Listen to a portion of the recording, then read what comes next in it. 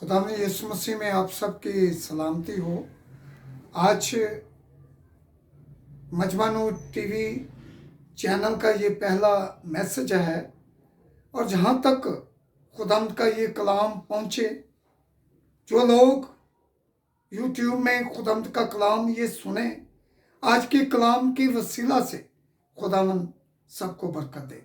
तो आज हम खुदाम के जिंदा कलाम में से सीखेंगे शफा के बारे में कि हम खुदा में यीशु मसीह से शफा कैसे ले सकते हैं। बीमार तो सब है, जिधर भी जाएं घर जो है वो बीमारों से भरे हुए हैं, लेकिन खुदा में यीशु मसीह इस दुनिया में आया कि लोग जिंदगी पाएं और कसरत से पाएं।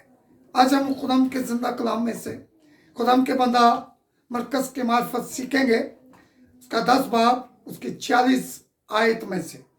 खुदाम के कलाम में इस तरह लिखा है, और वो यरू में आए और जब वो और उनके शागिर्द और एक यरू से निकलती थी तो तमाई का बेटा बरतमाई अंधा फकीर राह के किनारे बैठा हुआ था।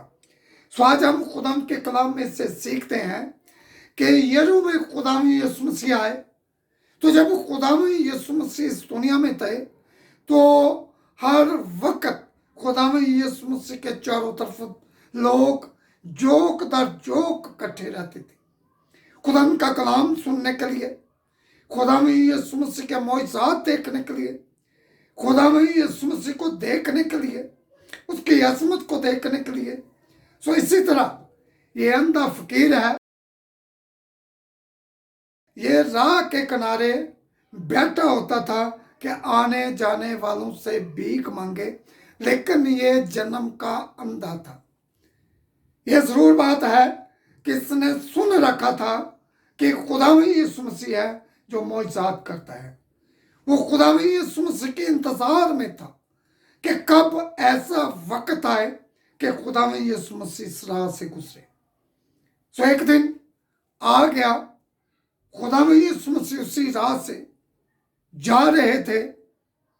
तो खुदा में यीशु मसीह जब जा रहे थे तो उसने किसी से पूछा होगा कि ये शोर किस बात का है, ये लोग क्यों इतने ज्यादा जमा हैं। तो जरूर है कि किसी ने बताया होगा कि ये नासरी है। आज हम खुदाम के कलाम में से सीखेंगे कि वो जो जन्म का अंधा था यीशु से कैसे शफा पाए, कैसे उसकी आंखों में रोशनी आ गई, कैसे उसकी आंख ने देखना शुरू हो गए। सो आगे हम खुदाम के कलाम में से सीखेंगे। और ये सुनकर कि यीशु नासरी है, चला चला कर कहने लगा, ऐ इब्ने दाऊद मुझ पर रहम कर।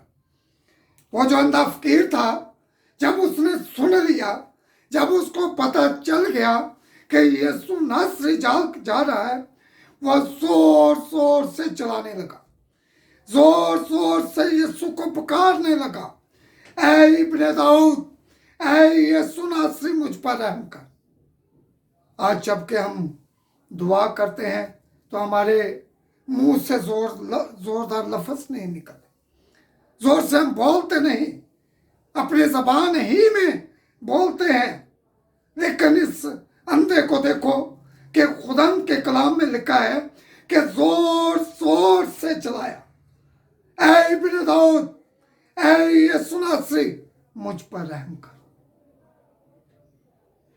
खुदा का बंदा एलिया के बारे में लिखा है कि उसने बड़े जोर से दुआ की, बड़े जोश से दुआ की और 3.5 साल में ना बरसा। जब हम किसी को पुकारते हैं तो जरूर है कि हम जोर से बोलें, जोर से उसको पुकारें, जोर से आवाज दें, तो जरूर है कि वो सुनेगा। लेकिन एक जगह ऐसे भी लिखा है कि खुदाम के कान बहरे नहीं जो सुन ना सके। हमारे खुदाम के कान हर वक्त खुले रहते हैं, हमारे खुदाम की आंखें हर वक्त खुली रहती हैं, अपने लोगों को देखती हैं। यह जरूर है कि संत कोई भी आवाज खुदा में यीशु मसीह ने सुनी, लेकिन उसमें ईमान की कमी थी। खुदा में यीशु मसीह चलता जा रहा है, वो पुकार रहा है, चिल्ला रहा है, ऐ इब्ने दाऊद मुझ पर रहम कर। तो आगे हम खुदा के कलाम में सीखेंगे।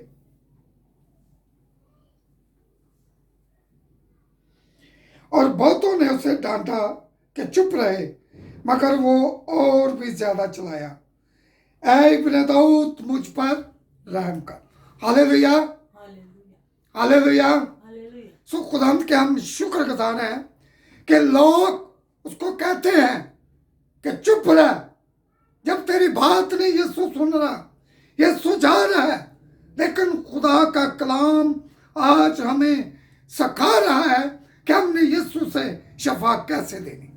लिखा है कि वो और भी जोर से चलाया, ऐ इब्ने दाऊद, ऐ यीशु मुझ पर रहम कर।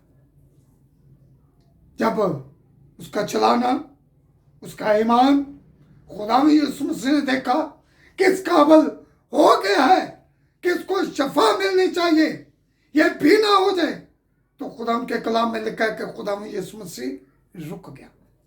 वो लोग जो संधे को, जन्म के अंधे को डांट रहे थे, वही कहते हैं, उठ, हौसला रख, वो तुझे बुलाता है। क्योंकि कि यीशु इस संधे के लिए रुक गया है, यीशु खड़ा हो गया है, अभी इसको शफा मिल जाएगी। सो जब वो अंधा यीशु के पास आया तो यीशु ने पूछा कि बता मैं तेरे लिए क्या करूं। अंधे फकीर ने कहा, ऐ यीशु नासरी, मैं बीना हो जाऊं। यीशु ने कहा कि मैं भी चाहता हूं कि तू बीना हो जा। जब वो देखना शुरू हुआ, वो अंधा फकीर जो कि जब पैदा हुआ था वो अंधा था, उसने दुनिया को नहीं देखा था, दुनिया की रंगीनी को नहीं देखा था, अपने माँ बाप की शक्ल को नहीं पहचानता था। उसकी जब आंखें खुली तो सामने यीशु के चेहरे मुबारक को देखा। Hallelujah, hallelujah. आज जरूरत इस बात की है कि हम, जब हमारी दुआ सुनी नहीं जाती, शायद हमारा ईमान कमजोर हो, शायद हमारी उस आवाज में पावर ना हो, शायद यीशु इस बात को देख रहा हो कि इसका ईमान और मजबूत हो। हमें खुदा में यीशु मसीह से हर वक्त दुआ करते रहना चाहिए। जब हम दुआ करते रहेंगे तो जरूर है कि खुदा में यीशु मसीह हमारे लिए रुक जाएगा, हमारे लिए ठहर जाएगा और हमें बुलाएगा। उसके बाद हम देखते हैं कि हमारी जिंदगी में शफा आ जाती है। जब यीशु ठहर जाता है, जब यीशु रुक जाता है, यीशु जब हमें हील कर देता है, तो हम अपने कामों में लग जाते हैं। इस संधे फकीर के बारे में लिखा है कि जब वो हील हो गया, जब वो देखना शुरू हो गया, तो यीशु के पीछे और उस राह में चल पड़ा। हम लोग सब कुछ जो है उसी तरह करते हैं जो हमारी जिंदगी में होता है। जो यीशु नहीं चाहता कि ये काम हमारी जिंदगी में हो। इस संधे फकीर की एक बहुत ईमान की बड़ी मिसाल को हम देखेंगे। जब यीशु उसके लिए खड़ा हो गया, जब यीशु ने उसको पुकारा, तो संधे फकीर ने वो जो चादर बचाई थी जिसके ऊपर लोग पैसे फेंकते थे, खुदा के कलाम में लिखा है कि उसने उसी वक्त उसको फेंक दिया, क्योंकि वो जान गया था कि यीशु मेरे लिए रुक गया है। आज से मैं भी ना हो जाऊंगा, आज से मैं भीख नहीं मांगूंगा और मैं तंदुरुस्त हो जाऊंगा। आज हम उस पुरानी चादर के बारे में सीखेंगे। पुरानी चादर हमारी पुरानी जिंदगी है। जब हम तौबा करते हैं, जब हम यीशु के साथ चलने का वादा करते हैं, लेकिन हमारे साथ वो पुरानी चादर साथ रहती है। हम उस अंधे फकीर की तरह उसको फेंकते नहीं। हमें चाहिए कि उस मैली कचैली, उस जिंदगी को पीछे फेंक दें और यीशु से नई जिंदगी ले लें। जब यीशु के साथ चलेंगे हम हील हो जाएंगे, हम शफा पा जाएंगे, हम खुदा में यीशु मसीह के हो जाएंगे और यीशु हमारा हो जाएगा। और आज के कलाम में हम शफा के बारे में सीखा, और ज़रूर है कि आज हम खुदा के इस कलाम के ऊपर अमल करेंगे हमारी ज़िंदगियों में, कैसी ही क्यों ना बीमारी हो, कैसा ही क्यों ना दुख हो, कैसी ही क्यों ना परेशानी हो, यीशु नासरी के नाम से वो बीमारियां, वो परेशानियां हमेशा के लिए हमारी जिंदगी से चली जाएंगी।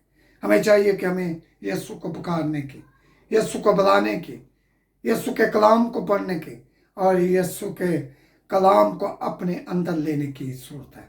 आज के कलाम के वसीला से खुदावंद आप सबके साथ हो, खुदावंद आप सबको सेहत और तंदुरुस्ती दे। अभी मैं सबके लिए दुआ करूंगा जिन्होंने खुदावंद के पाक कलाम को सुना।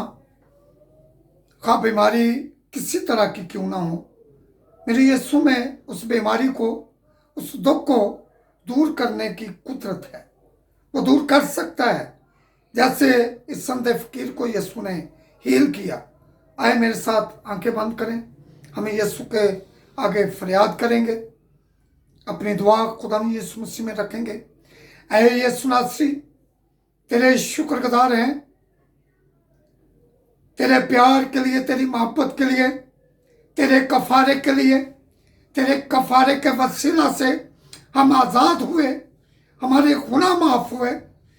ऐ खुदा, जो भी बीमार आया तूने कहा कि जब तेरे गुनाह माफ हुए और उसको अच्छा कर दिया।